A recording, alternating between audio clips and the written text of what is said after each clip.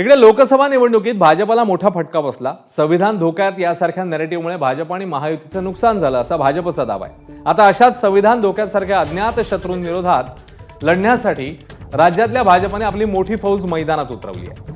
भाजप आता रोज सकाळ संध्याकाळ प्रतिक्रिया देणार आहे। सकाळी 9 वाजता बोलण्यासाठी 5 जणांची टीम तर दुपारी 4 वाजता बोलण्यासाठी 6 जणांची टीम तयार करण्यात आली आहे।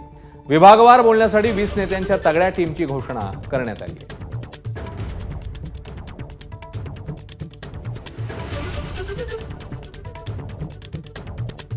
दरम्यान भाजपच चुकीचं नॅरेटिव्ह सेट करते असा आरोप आता काँग्रेसचे नेते नाना पटोलेंनी केलाय।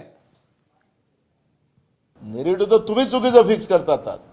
शेतकरी मेला तरी त्यांना काळजी नाही, रोज मरे त्याला कोण रडे अशी परिस्थिती या महाराष्ट्रामध्ये शेतकऱ्यांची करून ठेवली, तरुणांची करून ठेवली, गरिबांची करून ठेवली। महागाई इतकी वाढली आणि हे सरकार सांगतात, ते केंद्रीय अर्थमंत्री सांगतात की राज्यांनी महागाई कमी करावी, तो त्यांचा अधिकार आहे। यांचं सरकार आहे केंद्रामध्ये, 2 टोनी इंजिनवालं, हे म्हणतात ना डबल इंजिन, एकाचं तोंड एकीकडे एकाचं तोंड एकीकडे, जनतेचा बेहाल। आम्ही नाही करत चुकीचं नॅरेटिव्ह, जे आहे ते वस्तुस्थिती जनतेसमोर आम्ही मांडू।